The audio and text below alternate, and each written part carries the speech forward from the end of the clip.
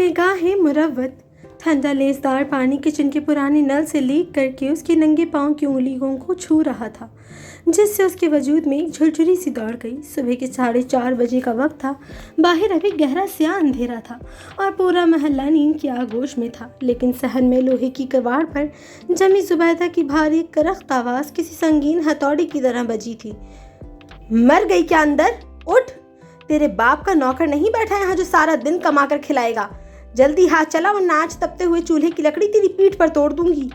महाजबीन ने चौंक कर अपनी फटी पुरानी चादर सीधी की। उसकी अबाबील जैसी बड़ी सुरमई आंखों में नींद की सुर्खी और एक दायमी खौफ का ताला लगा हुआ था।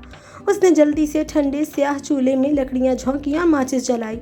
धुएं का एक तेज कड़वा भपकारा उसके गोरे गुलाबी चेहरे से टकराया तो उसकी आंखों से मोटे मोटे आंसू बहने लगे। 16 साल की उस मासूम उम्र में जहाँ लड़कियां ख्वाब बुनती हैं। महजबीन के मखरूती नाजुक हाथों पर जगह जगह चूल्हे की कालक, राख और चच्ची के मारे हुए पुराने नीले निशान साफ दिखाई दे रहे थे। 2 साल पहले जब एक सड़क हादसे में उसके माँ बाप इस दुनिया से रुखसत हुए तो उसका हंसता खेलता बचपन भी उसी मलबे तले दफन हो गया था। चची जुबैदा ने उसे अपने घर पनाह तो दी, लेकिन वो पनाह नहीं, एक बदतरीन अकूबत खाना था। अम्मी, जरा इधर आए, देखिए तो सही इसका ये मासूमाना ड्रामा। चची की बड़ी बेटी सना कमरे का रेशमी पर्दा हटाकर गुस्से से सहन में आई। कल जो बाजी रुखसाना अपने बेटे के लिए हमारे घर आई थी, वो जाते जाते गली के मोड़ पर शीदा से पूछ रही थी कि वो सहन में जो गोरी सी लड़की खड़ी थी वो जुबैदा की सगी बेटी है या कोई और। अम्मी, मैं कह रही हूँ इस मनहूस को इस घर से निकालें, वरना हम तीनों बहनें यहीं बैठी बूढ़ी हो जाएंगी। कोई हमारी तरफ देखता ही नहीं है, सब इसका चेहरा तकते रह जाते हैं। जुबैदा किचन के दरवाजे पर आकर खड़ी हो गई। उसका चेहरा हसद और गुस्से से तप रहा था और हाथ में लोहे का चिमटा था।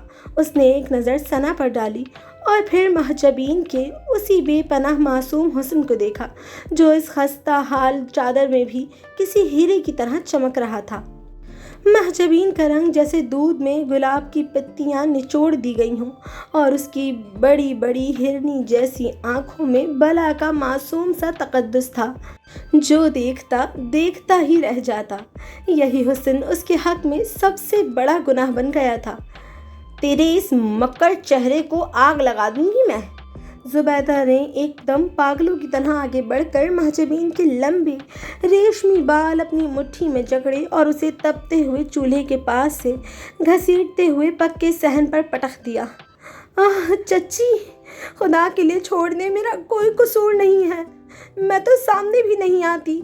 महजबीन की एक दर्दनाक चीख सहन की ऊंची बेरहम दीवारों से टकरा कर रह गई। उसका दुपट्टा सर से सरक गया था और चमचे की पहली ज़रब जब उसकी नाजुक पीठ पर पड़ी तो उसका पूरा वजूद तड़प उठा। कसूर नहीं है तेरा? तीनों बहनों के नसीब पर सांप बनकर बैठी है और कहती है कसूर नहीं है। जुबैदा अंधाधुंध चिमटा बरसा रही थी। आज तेरा फैसला करके ही रहूंगी मैं। बहुत शौक है ना लोगों को तेरा ये चेहरा देखने का। अब ऐसी जगह भेजूंगी जहां दिन रात लोग यही चेहरा देखेंगे और मुझे इसके दाम मिलेंगे। महजबीन ने दर्द से बिलबिलाते हुए फर्श पर पड़े पानी और मिट्टी के बीच अपने हाथ जोड़ दिए। उसके आंसू उसके गालों पर होते हुए फर्श की धूल में मिल रहे थे। वो नहीं जानती थी कि चच्ची का ये गुस्सा सिर्फ मार पीट तक महदूद नहीं था, बल्कि जुबैदा ने रात ही को कल के पिछले अंधेरे मोड़ पर खड़े होने वाले बाजार हुस्न के उस बदनाम दलाल से सौदा पक्का कर लिया था जिसकी गाड़ियाँ चंद घंटों बाद इस गली में रुकने वाली थीं।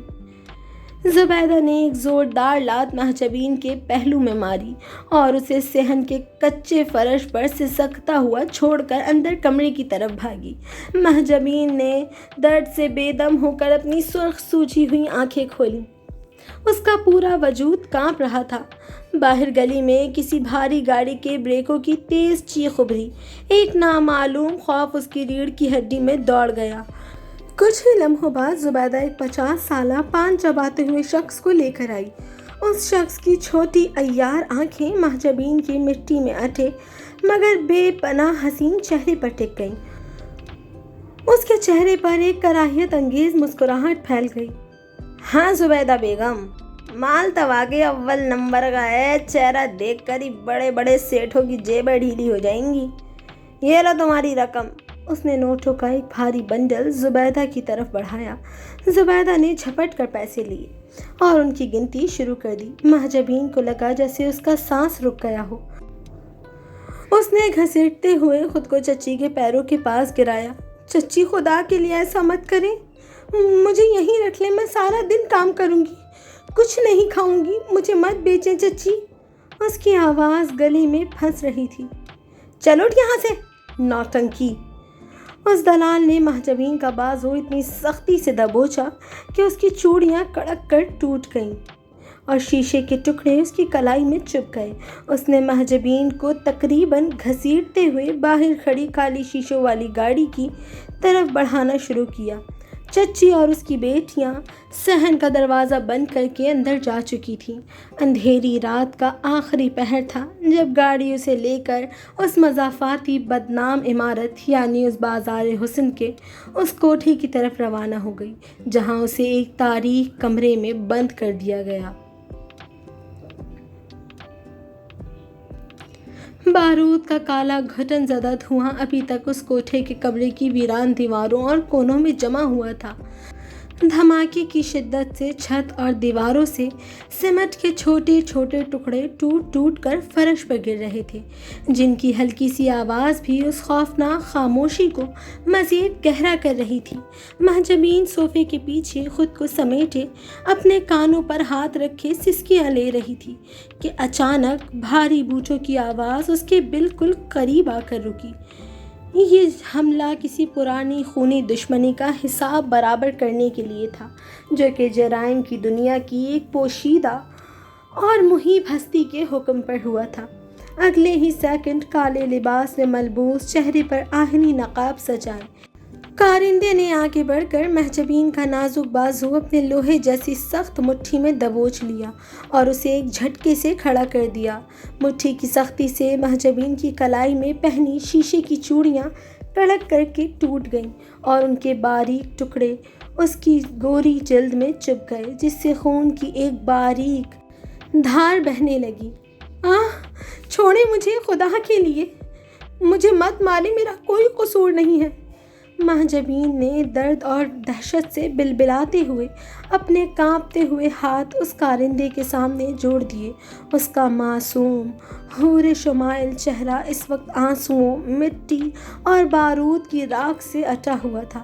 کارندے نے جب اس کے چہرے پر پہلا ہوا شدید خوف، اس کی ان ہرنی جیسی سہمی ہوئی آنکھوں اور اس کے اس بے پناہ سحر انگیز حسن کو دیکھا تو نقاب کے پیچھے اس کی بھویں تن گئیں۔ اس بدنام جگہ کے سب سے خاص کمرے میں اس لڑکی کا اس طرح ملنا اس کے سرد ذہن میں ایک بڑا شک پیدا کر رہا تھا۔ اس نے مہجبین کے بازو پر اپنی گرفت کو اور زیادہ سخت کرتے ہوئے اسے گھسیٹ کر باہر دالان کی طرف لانا شروع کیا جہاں چاروں طرف گولیوں کے کھول بکھرے پڑے تھے۔ بڑی معصوم بنتی ہو، اس دلال نے تمہیں یہاں کسی عام قیدی کی طرح تو نہیں چھپا رکھا تھا؟ سکندر نے دالان کے ملبے پر کھڑے ہو کر سرد اور کھردرے لہجے میں پوچھا۔ سچ سچ بتاؤ، کیا نام ہے تمہارا اور اس دلال سے تمہارا کیا رشتہ ہے؟ کیوں چھپی بیٹھی تھی یہاں؟ میرا نام مہجبین ہے، خدا کی قسم میں جھوٹ نہیں بول رہی۔ مجھے میری چچی نے چند پیسوں کے عوض آج ہی یہاں بھیجا ہے۔ میرا اس دلال سے کوئی تعلق نہیں ہے، میں تو یہاں سے بھاگنا چاہتی تھی۔ مہجبین کی اونچی سسکیاں دالان کی ویرانی میں گونجیں۔ وہ اتنی ڈری سہمی تھی کہ اس کا پورا وجود کسی پتے کی طرح لرز رہا تھا۔ تبھی دوسرا کارندہ ایوان اپنی جدید رائفل کندھے پر ٹکائے لاشوں کے پاس سے گزرتا ہوا ہنستا ہوا ان کے قریب آیا۔ اوئے سکندر، یہ کس نازک پری کو پکڑ لایا تو؟ یہ دلال تو بڑا عیاش نکلا، بندوقوں کے بجائے ایسی ڈری سہمی گڑیا چھپا رکھی تھی اس نے۔ لگتا ہے یہ اس کمینے کی کوئی خاص مخبر ہے جو چہرہ ایسا معصوم بنا کر رکھتی ہے کہ بندہ دھوکہ کھا جائے۔ مخبر ہوگی اپنے گھر کی ایوان بھائی۔ تیسرے کارندے نے گولیوں کی خالی میگزین بدلتے ہوئے ہنس کر کہا۔ دیکھو تو کیسے کانپ رہی ہے، لگتا ہے ابھی اور روئی تو یہ پورا گودام آنسوؤں سے بھر دے گی۔ سکندر بھائی، اسے تو دیکھ کر ہی مجھے ہنسی آ رہی ہے۔ اس کا دلال اس کو ہمارے سامنے ڈھال بنانے چلا تھا۔ ارے ڈھال کیا بنائے گا، یہ تو خود اپنی چادر میں چھپنے کی جگہ ڈھونڈ رہی ہے۔ ایوان نے ایک اور کہا لگایا۔ سکندر، اگر باس نے اس کو دیکھ لیا نا تو وہ تفتیش کرنے کے بجائے اس کے آنسو دیکھ کر ہی کمرے سے باہر چلے جائیں گے۔ بس کرو تم دونوں، اپنی یہ مستیاں، تفریح اور ہنسی مذاق بند کرو۔ سکندر نے سختی سے ان دونوں کو گھورا، لیکن اس کی اپنی نظریں بھی محجبین کی اس خستہ حالت پر ٹک گئی تھیں۔ تمہیں پتہ ہے نا، اگر باس کو معلوم ہوا کہ تم یہاں اس بارود کے ڈھیر میں کھڑے ہو کر مذاق کر رہے ہو تو وہ پاکستان سے روس پہنچنے سے پہلے ہی تمہارا ٹکٹ کاٹ دیں گے۔ وہاں ان کے سامنے تمہاری ساری کامیڈی دھری کی دھری رہ جائے گی۔ یہ سنتے ہی ایوان نے فوراً اپنے منہ پر ہاتھ رکھ لیا اور دوسرے کارندے نے معصومیت سے آسمان کی طرف دیکھا۔ ارے نہیں سکندر بھائی، ہم تو بس اس لڑکی کا خوف کم کر رہے تھے، دیکھو نا بیچاری کی جان ہی نکلنے والی ہے۔ سکندر نے ایک گہرا سانس لیا اور اپنے بیلٹ سے بندھا ہوا وائرلیس سیٹ نکالا۔ اس نے ایک نظر محجبین کی اس حالت پر ڈالی جو اب بھی فرش پر بیٹھی اپنے زخموں کو چھپا رہی تھی، اور پھر وائرلیس کا بٹن دبا کر انتہائی مؤدبانہ اور سنجیدہ لہجے میں بولا۔ باس، دلال کا پورا نیٹ ورک ملیا میٹ کر دیا ہے، ہر چیز تباہ ہو چکی ہے، لیکن یہاں اندر اس کے خاص کمرے سے ایک لڑکی ملی ہے، بے حد چالاک اور مکر کرنے والی مخبر معلوم ہوتی ہے، لیکن اس وقت بہت زیادہ ڈری سہمی ہے۔ کیا حکم ہے باس؟ وائرلیس کی دوسری طرف ایک گہری محیب خاموشی چھا گئی۔ سگنل بالکل صاف تھا، مگر وہاں سے کوئی آواز نہیں آئی۔ کارندے سانس روک کر کھڑے ہو گئے تھے۔ وائرلیس کی اسکرین پر ایک مخصوص سگنل چمکا، جس کا مطلب ان سب کے ذہنوں میں بالکل واضح تھا۔ باس کا خاموش اشارہ آ چکا تھا۔ باس کا حکم ہے، سکندر نے وائرلیس واپس بیلٹ میں لگاتے ہوئے سرد لہجے میں کہا۔ اسے گاڑی میں ڈالو، یہ ہمارے ساتھ روس جائے گی۔ باس خود اس کا سچ اگلوانا چاہتے ہیں۔ ایوان نے فوراً محجبین کی طرف دیکھا اور مسکراتے ہوئے اپنے مخصوص انداز میں بولا۔ لو بھائی گڑیا بی بی، اب تمہاری تفریح کا وقت ختم۔ اب تمہارا سامنا اس وجود سے ہوگا جس کے سامنے اچھے اچھوں کی زبان گنگ ہو جاتی ہے۔ چلو گاڑی کی طرف بڑھو۔ کارندوں نے اسے مضبوطی سے تھاما اور اس ملبے سے نکال کر باہر کھڑی کالی گاڑی کی طرف لے جانے لگے۔ محجبین نے آخری بار حسرت سے پاکستان کے اس آسمان کو دیکھا جہاں اندھیرا چھٹ رہا تھا، مگر اس کی زندگی میں ایک ایسا نیا اندھیرا شروع ہونے والا تھا جس کا اسے اندازہ بھی نہیں تھا۔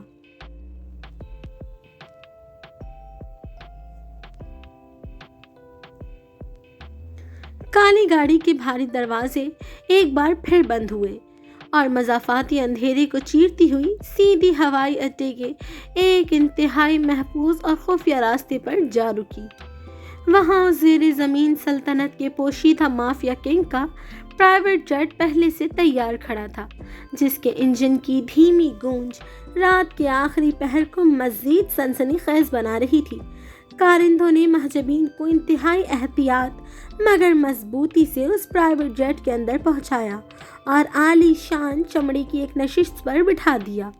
محجبین نے خوف سے اپنی آنکھیں بند کر لیں اور اپنی پھٹی ہوئی چادر کو خود کے گرد مزید لپیٹ لیا۔ اس کی کلائی سے اب بھی خون کی ہلکی سی لکیر بہہ کر خشک ہو چکی تھی۔ کچھ ہی دیر میں پرائیویٹ جیٹ فضا میں بلند ہوا اور پاکستان کی سرحدوں کو پیچھے چھوڑتے ہوئے روس کے برفیلی یخ بستہ راستوں کی طرف اڑنے لگا۔ پرائیویٹ جیٹ کے اندر کا ماحول باہر کی دنیا سے بالکل مختلف تھا۔ جہاں ایک طرف محجبین موت کے خوف سے سسک رہی تھی، وہیں دوسری طرف اس محیب مافیا باس کے وہ من چلے کارندے اپنی ہی دنیا میں مگن تھے۔ سکندر طیارے کے اگلے حصے میں پائلٹ کے پاس جا کر بیٹھ گیا تھا، جبکہ پچھلے حصے میں ایوان اور اس کا دوسرا پکا لنگوٹیا یار دانش آرام دہ کرسیوں پر نیم دراز ہو کر پھلوں کے رس کے گلاس ہاتھ میں لیے گپ شپ میں مصروف ہو گئے۔ اوئے دانش، سچ بتا، اس بارود کے ڈھیر میں کتنا مزہ آیا نا؟ ایوان نے اپنے پیر سامنے رکھی میز پر ٹکا دیے اور ایک لمبا سانس لے کر ہنسا۔ دلال کے گنڈے تو ایسے بھیڑ بکریوں کی طرح بھاگ رہے تھے جیسے ان کا پالا انسانوں سے نہیں براہ راست موت کے فرشتوں سے پڑ گیا ہو۔ سیکنڈوں میں پورا کوٹھا ملبے کا ڈھیر بنا دیا ہم نے۔ دانش نے اپنے گلاس سے ایک گھونٹ لیا اور محجبین کی طرف ایک نظر ڈال کر دھیمی آواز میں بولا، مزہ تو ٹھیک ہے ایوان بھائی، لیکن مجھے تو ابھی سے سردی لگ رہی ہے۔ روس پہنچتے ہی جب مافیا ڈان اس لڑکی سے تفتیش شروع کریں گے اور اگر اس نے کچھ نہ اگلا تو ان کا غصہ سب سے پہلے ہمارے اوپر ہی گرے گا۔ تم تو جانتے ہو باس کو عورتوں سے ایک شدید چڑ ہے۔ ارے چھوڑو یار، باس کا غصہ تو روز کا ہے، تو زندگی کے مزے لے۔ ایوان نے ہاتھ ہوا میں لہرایا اور ایک دم سنجیدہ چہرہ بنا کر دانش کی طرف جھکا۔ ویسے دانش، تجھے پتا ہے میں اس جرائم کی خونی دنیا میں، اس مافیا کی لائن میں کیوں آیا؟ دانش نے حیرت سے اپنی اینک سیدھی کی اور کچھ سوچتے ہوئے بولا، کیوں؟ ظاہر ہے غربت کی وجہ سے ہی آئے ہوگے۔ پاکستان میں نوکریاں کہاں ملتی ہیں جو بندہ شریف بنا رہے، اسی لیے یہاں آ کر گولی چننے لگے۔ ابے نہیں یار، یہی تو تم لوگوں کی سب سے بڑی غلط فہمی ہے۔ ایوان نے گہرا اور مصنوعی حسرت بھرا سانس لیا، جیسے کوئی بہت بڑا راز کھولنے والا ہو۔ ایک وقت تھا جب میرے دادا جی کے پاس اتنا پیسہ، اتنی دولت اور اتنی جائیداد تھی کہ ہماری 7 نسلیں آرام سے بیٹھ کر کھا سکتی تھی۔ شاہی زندگی تھی ہماری۔ دانش نے سچے دل سے حیران ہو کر گلاس میز پر پٹکا اور ایوان کو گھورا۔ اچھا، سچ کہہ رہے ہو؟ اگر دادا کے پاس اتنا پیسہ تھا کہ 7 نسلیں بیٹھ کر کھا سکتی تھی، تو پھر اس خونی فیلڈ میں روز گولیوں کے سائے میں کیوں آ گیا؟ تیرے پاس تو عیاشی کا سامان ہونا چاہیے تھا۔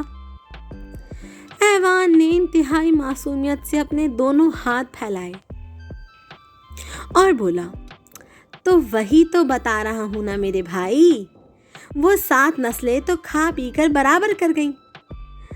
میں پیدا ہی 8ویں نسل میں ہوا نا، اب میرے لیے تو صرف یہ بندوق اور باس کی ڈانٹ ہی بچی تھی۔ یہ سننا تھا کہ دانش کے منہ سے رس کا گھونٹ باہر نکلتے نکلتے بچا۔ اس نے اپنا سر پکڑ لیا اور پرائیویٹ جیٹ کے اندر اس کا ایک زوردار قہقہا گونج پڑا۔ اوے خدا کے بندے، مجھے لگا تو کوئی جذباتی کہانی سنائے گا۔ تو 8ویں نسل کا خسارہ یہاں مافیا باس کے پاس پورا کرنے آیا ہے۔ کونے میں بیٹھی محجبین نے نادانستہ طور پر اپنی سسکیاں روک کر ان کی طرف دیکھا۔ ان خطرناک کالی وردی والے نقاب پوشوں کا یہ رنگ دیکھ کر اس کے معصوم ذہن میں ایک عجیب سی ہلچل ہوئی۔ وہ جو ان کو جلاد سمجھ رہی تھی، وہ آپس میں اس طرح ہنس رہے تھے جیسے کوئی عام دوست ہوں۔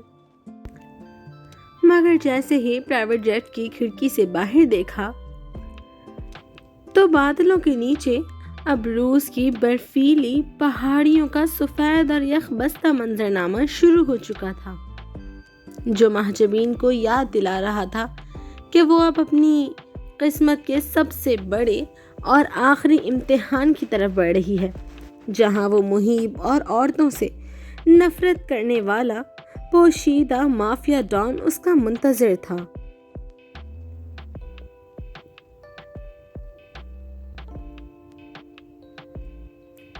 روس کے ہوائی اڈے پر جب پرائیویٹ جیٹ کے بھاری ٹائرز زمین سے ٹکرائے تو باہر یخ بستہ ہواؤں کا ایک ہولناک طوفان چل رہا تھا۔ سینٹ پیٹرزبرگ کی وہ رات کسی مہیب آسیب کی طرح سیاہ اور سرد تھی۔ سفید برف کی موٹی چادر نے ہر چیز کو اپنی لپیٹ میں لے رکھا تھا، بالکل اسی طرح جیسے اس شہر پر اس مافیا کنگ کی دہشت کا حصار تھا۔ کارندوں نے مہاجبین کو نجی طیارے سے اتارا اور کالی بختر بند گاڑیوں کے اس قافلے میں بٹھا کر سیدھا اس عالیشان سیاہ پتھروں سے بنے محل کی طرف روانہ ہو گئے جو زیر زمین دنیا کا ہیڈ کوارٹر تھا۔ محل کے اندر کا دالان اتنا وسیع اور تاریک تھا کہ انسان خود کو کسی قبر میں محسوس کرے۔ دالان کے دونوں طرف سیاہ سوٹ پہنے، چہروں پر لوہے کے نقاب سجائے کارندے ہاتھوں کو پیچھے باندھے بالکل ساکت بت بنے کھڑے تھے۔ یہ وہ جگہ تھی جہاں قانون کی بساط الٹ جاتی تھی اور صرف ایک شخص کا حکم چلتا تھا۔ جب سکندر اور ایوان مہاجبین کو لے کر اس مہیب اندھیرے کمرے کے سامنے پہنچے تو وہاں کا درجہ حرارت کسی برف خانے جیسا تھا۔ کمرے کا بھاری ساگوان کا دروازہ ایک گونج کے ساتھ کھلا۔ کمرے کے اندر صرف ایک دھیمی سی زرد روشنی جل بجھ رہی تھی۔ چمڑے کی اس بڑی سی کرسی پر وہ مہیب وجود بیٹھا تھا۔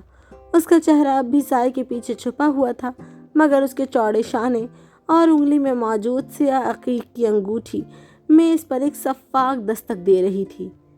ٹک ٹک ٹک۔ باس، دلال کی مخبر حاضر ہے، سکندر نے انتہائی مؤدبانہ انداز میں سر جھکا کر کہا اور مہاجبین کو نرمی سے فرش پر چھوڑ دیا۔ مہاجبین نے خوف سے کانپتے ہوئے جیسے ہی نظریں اٹھائیں، میز پر ہونے والی وہ دستک رک گئی۔ کرسی کا رخ گھوما اور وہ مہیب وجود سائے سے نکل کر روشنی کے دائرے میں آیا۔ اس کا چہرہ کسی سنگ مرمر کے تراشے ہوئے بت کی طرح سخت، بے عیب اور ہیبت ناک تھا۔ تیکھی ناک، گھنی بویں اور گہری عقابی آنکھیں جن میں غصے اور جلال کا ایک طوفان تھا۔ اس نے اپنی گرجدار روبدار آواز میں جوش اور غصے سے اپنا تعارف کروایا۔ میری سلطنت میں مکر اور فریب کی کوئی جگہ نہیں ہوتی لڑکی۔ اگر تم سمجھتی ہو کہ اس دلال کے راز چھپا کر تم یہاں سے زندہ چلی جاؤ گی تو یہ تمہاری بھول ہے۔ تمہارا سامنا اس وقت موت کے دوسرے نام سے ہوا ہے۔ میں ہوں اذلان غازی۔ اس کا یہ نام سننا تھا کہ کمرے کی دیواریں بھی جیسے کانپ اٹھیں۔ عورتوں سے شدید نفرت کرنے والا وہ مافیا باس اب اس پر چلانے ہی والا تھا، لیکن جیسے ہی اس کی عقابی نظریں فرش پر پڑیں، اس 16 سالہ لڑکی پر جمی، اس کے لبوں کی سختی ایک دم تھم سی گئی۔ مہاجبین کا رنگ خوف سے بالکل سفید ہو چکا تھا۔ اس کی ابابیل جیسی بڑی سرمئی آنکھوں سے آنسوؤں کی برسات بہہ رہی تھی اور وہ کسی ستم رسیدہ ہرنی کی طرح بری طرح لرز رہی تھی۔ اس کے چہرے پر پھیلی وہ معصومیت اور شدید وحشت کسی گہرے سچ کی گواہی دے رہی تھی۔ اذلان غازی نے اپنی زندگی میں ہزاروں گنہگاروں اور مکر کرنے والوں کو دیکھا تھا، مگر اس لڑکی کی آنکھوں میں جو سچائی تھی وہ ناقابل تردید تھی۔ وہ کسی بھی زاویے سے کوئی چالاک مخبر نہیں لگ رہی تھی۔ اذلان غازی کے سینے میں جمی ہوئی برسوں پرانی برف نے پہلی بار ایک شدید پگھلاہٹ کا احساس پایا۔ اس کے دل کے اندر جیسے کوئی تار جھنجھنا اٹھا۔ وہ نادانستہ طور پر اس معصوم لڑکی پر اپنا دل ہارنے لگا تھا، مگر اپنی جبلت سے مجبور ہو کر اس نے گہرے لہجے میں پوچھا، سچ بتاؤ لڑکی، تم وہاں کیا کر رہی تھی؟ مہاجبین نے جب اس کی جادوئی گہری آنکھوں میں غصے کے بجائے ایک دھیما پن دیکھا تو وہ کسی طوطے کی طرح سب کچھ اگلنے لگی۔ اس نے ہچکیوں کے بیچ اپنی چچی کا ظلم، اپنوں کی بے وفائی، چند پیسوں کے عوض اس کا بازار حسن میں بیچا جانا اور اس دلال کے کوٹھے کی وہ تاریک رات، ایک ایک لفظ سچ سچ بتا دیا۔ اس کی آواز میں موجود درد اور معصومیت نے کمرے میں موجود تمام کارندوں کے دلوں کو پگھلا دیا۔ اذلان غازی کو اب مکمل یقین آ چکا تھا کہ یہ لڑکی بالکل بے گناہ ہے اور تقدیر کے ایک ظالمانہ کھیل کا شکار ہو کر یہاں پہنچی ہے۔ اب اس کے پاس اس کی حفاظت کرنے کے علاوہ کوئی چارہ نہیں بچا تھا۔ اس نے ایک گہرا سانس لیا، کرسی سے اٹھا اور سکندر، دانش اور ایوان کی طرف دیکھ کر انتہائی سنجیدہ اور کھردرے مگر حفاظتی لہجے میں بولا، اس لڑکی کا خاص خیال رکھا جائے۔ اسے محل کے سب سے بہترین اور محفوظ کمرے میں منتقل کرو۔ آج کے بعد اس کے ساتھ کوئی بدتمیزی، کوئی غصہ یا کوئی زبردستی نہیں ہونی چاہیے۔ اگر اس کی آنکھ سے ایک بھی آنسو میرے محل میں گرا تو تم سب اس کا انجام جانتے ہو۔ یہ سن کر ایوان اور دانش نے فوراً اپنے سر جھکا دیے۔ ایوان نے دل ہی دل میں سوچا کہ باس کی تاریخ میں یہ پہلی بار ہوا ہے کہ انہوں نے کسی عورت پر یوں رحم کھایا ہو۔ جیسے ہی مہاجبین کو دوسرے کمرے کی طرف لے جایا جانے لگا، محل کے پس منظر میں ایک بہت ہی خوبصورت، دھیما اور گہرا گیت ابھرنے لگا۔ یہ گیت ایک مافیا کی اس ہیبت ناک دہشت کو بھی دکھا رہا تھا اور دوسری طرف اذلان کے دل میں جاگتی ہوئی اس پہلی محبت کے احساس کو بھی بیان کر رہا تھا۔ جہاں بارود گرتا ہے، جہاں بندوق ہنستی ہے، اسی خونی حویلی میں کوئی تقدیر بستی ہے۔ وہ مافیا کا راجا ہے جو موت کا سودا گر ہے، مگر اس ایک لڑکی میں کوئی جادو، کوئی اثر ہے۔ نگاہ مروت نے جھکا دیا ہے مغرور کو کہ اب یہ دل دھڑکتا ہے اسی معصوم کے لیے۔ طیارے کا وہ ہنسی مذاق اب ایک گہرے اور سنجیدہ فرض میں بدل چکا تھا۔ اب سکندر، دانش اور ایوان سب کے سب اس معصوم مہجبین کے آگے پیچھے لگ گئے تھے، اس کی راحت کا خیال رکھنے کے لیے مستعد ہو چکے تھے، کیونکہ وہ جانتے تھے کہ اب یہ لڑکی صرف ایک قیدی نہیں بلکہ ان کے باس کے دل کی دھڑکن بننے جا رہی تھی۔ روز کی برفیلی ہوائیں اب بھی محل کی اونچی کھڑکیوں کے شیشوں سے ٹکرا رہی تھیں، مگر محل کے اندر کا ماحول اب دھیرے دھیرے بدل رہا تھا۔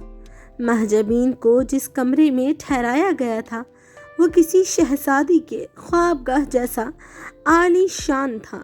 مخمل کے گرم پردے، نرم بستر اور کمرے کے کونے میں جلتی ہوئی آتش دان کی آگ نے وہاں کی سردی کو تو ختم کر دیا تھا، مگر مہجبین کے دل کی اداسی اور تنہائی اب بھی برقرار تھی۔ اس کے پاس کھانے پینے اور آرام کا ہر سامان موجود تھا، لیکن وہ اس اتنے بڑے کمرے میں خود کو بالکل اکیلا پا رہی تھی۔ اس کے پاس بات کرنے کے لیے کوئی انسان نہیں تھا۔ وہ کھڑکی کے پاس بیٹھی باہر گرتی ہوئی سفید برف کو حسرت سے دیکھ رہی تھی کہ اچانک کمرے کے بھاری دروازے پر دھیمی سی دستک ہوئی۔ دروازہ کھلا اور اندھیرے سائے سے نکل کر وہ محیب وجود یعنی مافیا باس خود کمرے کے اندر داخل ہوا۔ اذلان غازی کے چہرے پر ہمیشہ رہنے والی وہ سخت گیری اس وقت غائب تھی۔ اس کی گہری عقابی آنکھوں میں ایک عجیب سی نرمی اور فکر مندی جھانک رہی تھی۔ اس نے مہجبین کو یوں تنہا اور اداس بیٹھا دیکھا تو اس کا دل ایک بار پھر نادانستہ طور پر دھڑک اٹھا۔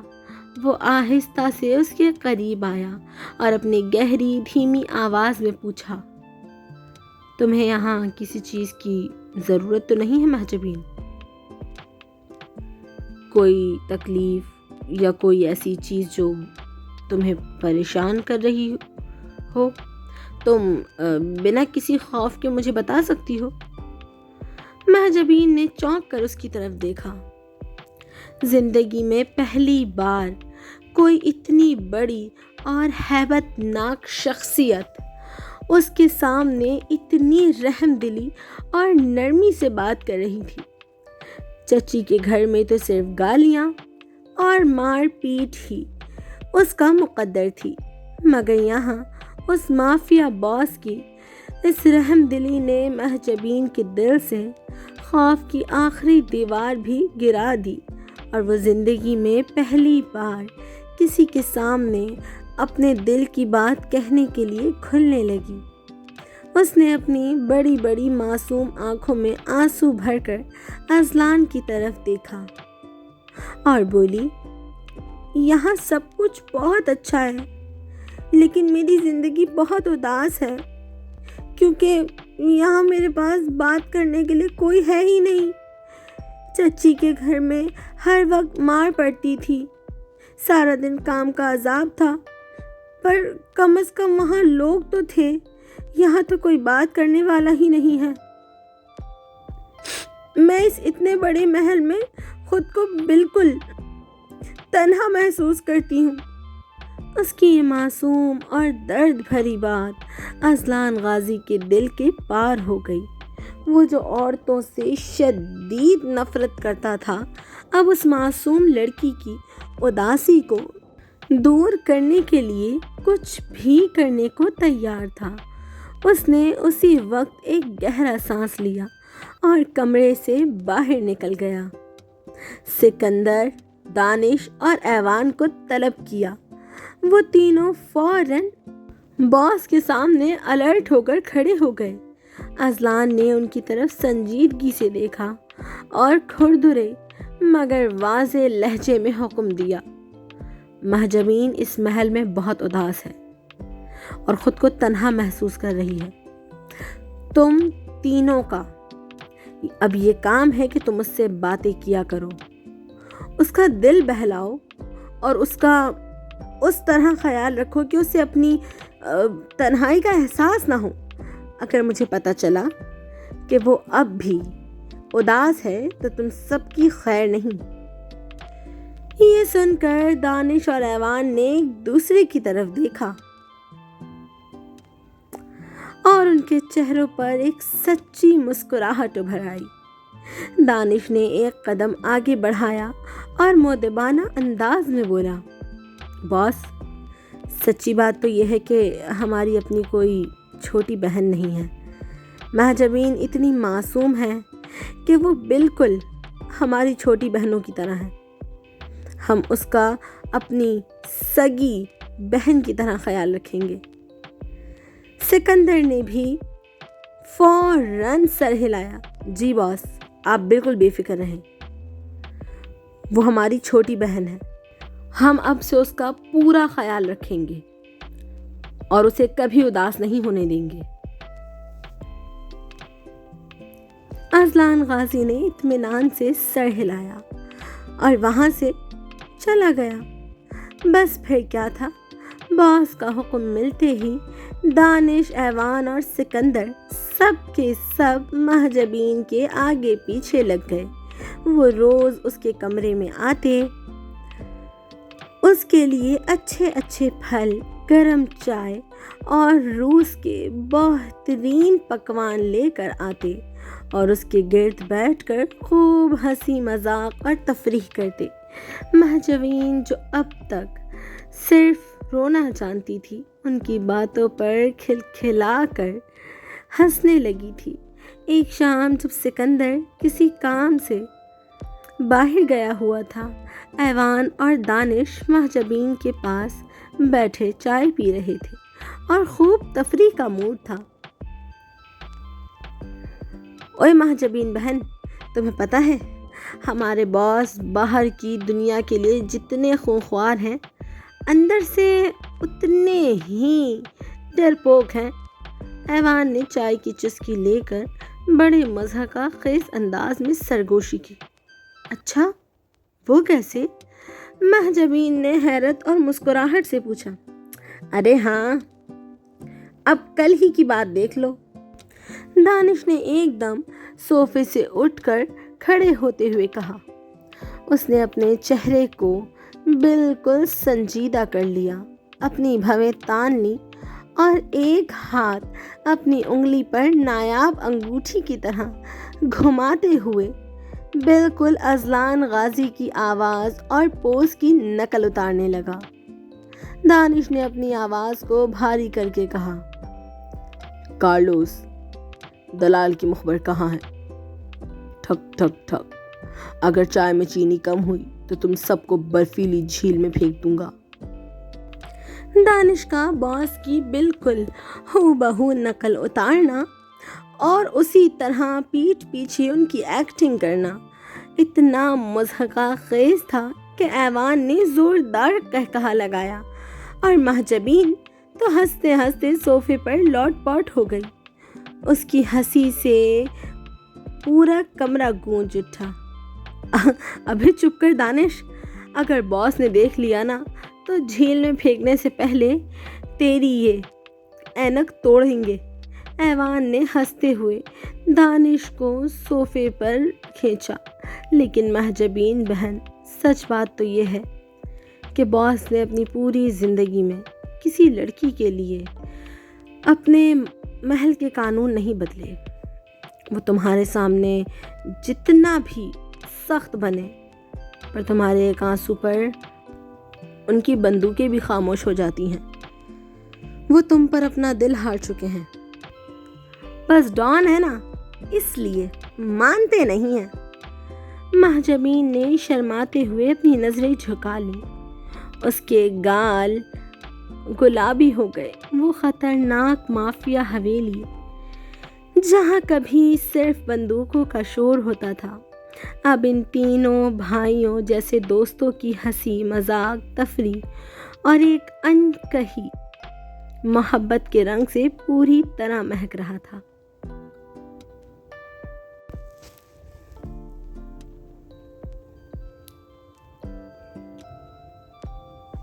ناشتے کی میز پر جب مہجبین ریشمی لباس میں ملبوس سر پہ دوپٹہ جمائے دالان میں داخل ہوئی تو اذلان نے اپنی گہری دھیمی آواز میں کہا، مہجبین، میں تمہیں یہاں اس محل میں مزید اس طرح نہیں رکھ سکتا۔ مہجبین کا دل ایک دم زور سے دھڑکا۔ اسے لگا کہ شاید اب اسے اس محل سے نکالا جا رہا ہے، یا اذلان اسے کسی بات پر ڈانٹ رہا ہے۔ اس کا رنگ خوف سے سفید ہو گیا اور اس کی بڑی بڑی آنکھوں میں آنسو تیرنے لگے۔ لیکن میں کہاں جاؤں؟ مہجبین نے لرزتی ہوئی آواز میں روتے ہوئے پوچھا۔ میرا تو اس دنیا میں کوئی اور ٹھکانہ بھی نہیں ہے۔ میری پوری بات تو سنو، اذلان نے فوراً کھڑے ہو کر نرمی سے کہا۔ اس کا دل مہجبین کے آنسو دیکھ کر پگھل چکا تھا اور اس کے چہرے کا پورا رخ بدل گیا تھا۔ میں نے یہ کب کہا کہ میں تمہیں یہاں سے نکال رہا ہوں؟ میں نے تو بس یہ کہا ہے کہ میں تمہیں اس محل میں مزید کسی بغیر رشتے کے نہیں رکھ سکتا۔ میں تم سے نکاح کر کے تمہیں ہمیشہ کے لیے اس سلطنت کی ملکہ بنانا چاہتا ہوں، مگر اس پاکیزہ رشتے میں بندھنے سے پہلے میں تمہارے دل سے وہ پرانی اداسی اور خوف ہمیشہ کے لیے مٹانا چاہتا ہوں۔ مہجبین نے حیرت اور شرم سے اپنی نظریں جھکا لیں۔ اس کے گال گلابی ہو گئے۔ نکاح کے فیصلے کے بعد اذلان غازی نے اسی دن اپنی کالی بختر بند گاڑیوں کے قافلے کو تیار کیا اور مہجبین کو روس کی رنگین دنیا دکھانے اور شاپنگ کرانے کے لیے محل سے باہر لے آیا۔ ان کی سب سے پہلی منزل سینٹ پیٹرزبرگ کی سب سے مشہور اور تاریخی سڑک نیوسکی پراسپیکٹ تھی۔ اس شاندار سڑک کے دونوں طرف عالی شان اور پرانی طرز کی عمارتیں بنی ہوئی تھیں، جن پر جمی برف دھوپ میں موتیوں کی طرح چمک رہی تھی۔ اذلان مہجبین کو روس کے سب سے بڑے اور شاہی شاپنگ مال ڈیالٹی اور گیلریا لے کر گیا، جہاں دنیا بھر کے نامور لباس موجود تھے۔ مہجبین، جو چیز تمہیں پسند آئے بس اس پر انگلی رکھ دو، اذلان نے اس کے سر پر دوپٹہ سیدھا کرتے ہوئے نہایت محبت اور روبدار لہجے میں کہا۔ مہجبین حیا سے مسکرا دی، لیکن اس کے معصومیت ابھی بھی برقرار تھی۔ وہ قیمتی لباس دیکھنے کے بجائے شیشے کے شوکیس میں سجی چھوٹی چھوٹی روسی گڑیا، جنہیں ماتریوشکا کہا جاتا ہے، انہیں دیکھ کر خوش ہو رہی تھی۔ اذلان نے دکان کا پورا شوکیس ہی اس کے لیے خرید لیا۔ شاپنگ کے بعد جب انہیں بھوک لگی تو اذلان اسے سینٹ پیٹرزبرگ کی مشہور فوڈ اسٹریٹ روبنسٹینا اسٹریٹ لے کر گیا۔ یہ سڑک اپنے بہترین ریستورانوں اور روسی کھانوں کے لیے پوری دنیا میں جانی جاتی ہے۔ اذلان نے وہاں کے ایک پرسکون کونے میں میز بک کروائی۔ اس نے مہجبین کو روس کے روایتی پکوان جیسے کہ بلینی، جو کہ ایک خاص قسم کا پین کیک ہوتا ہے، اور گرم گرم بورشٹ سوپ آرڈر کر کے دیا۔ महजबीन ज़िंदगी में पहली बार ये सब खा रही थी और उसका दिल अज़लान की इस रहम दिली पर बार बार धड़क रहा था। जब वो वापस गाड़ी की तरफ बढ़ रहे थे तो दानिश और ऐवान, जो शॉपिंग के भारी थैले उठाए पीछे पीछे आ रहे थे, उन्होंने फिर अपनी तफरीश शुरू कर दी। ओए दानिश, ज़रा हमारी किस्मत तो देख। ऐवान ने एक हाथ में शॉपिंग बैग संभालते हुए धीमी आवाज़ में सरगोशी की। एक वक्त था जब इसी रॉबनेस्टीना स्ट्रीट पर बड़े बड़े माफिया डॉन बॉस के नाम से कांपते थे, और आज हम दोनों यहाँ बॉस की होने वाली बीवी यानी हमारी बहन के शॉपिंग बैग्स उठाए घूम रहे हैं। अबे चुप कर ऐवान भाई, ज़्यादा शिकायत मत करो। दानिश ने अपनी ऐनक नाक पर टिकाते हुए मुस्कुरा कर कहा। याद है ना, दादाजी की 7 नस्लें तो अय्याशी कर गईं। तुम 8वीं नस्ल में पैदा होकर यहाँ शॉपिंग के थैले उठाने आए हो। कम से कम यहाँ गरम बोशट सूप तो पीने को मिल गया, वरना बॉस ने अगर तुम्हारी ये बड़बड़ाहट सुन ली तो न्यूज़ की प्रोस्पेक्ट की सड़क पर हमारी नवी नस्ल का खात्मा कर देंगे और हमारी कॉमेडी धरी की धरी रह जाएगी। महजबीन ने पीछे मुड़कर उनकी ये बातें सुन ली और वो अपनी हंसी जब्त ना कर सकी।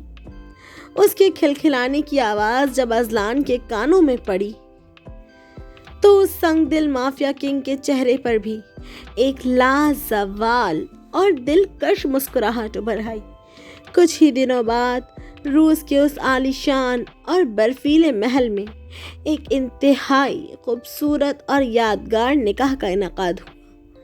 काजी साहब ने जब महजबीन और अज़लान गाजी का निकाह पढ़ाया तो महजबीन ने नम आंखों और शर्माते हुए चेहरे के साथ कबूल है कहकर अपना नाजुक हाथ अज़लान की मजबूत मुट्ठी में रख दिया। वो माफिया हवेली जहां कभी सिर्फ बंदूकों का शोर और दहशत होती थी,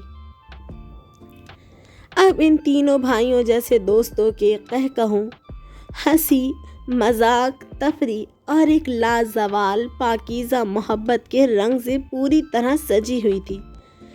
महजबीन को उसके भाइयों जैसे मुहाफिज और दुनिया का सबसे बेहतरीन मुखलिस मोहब्बत करने वाला जीवन साथी मिल चुका था।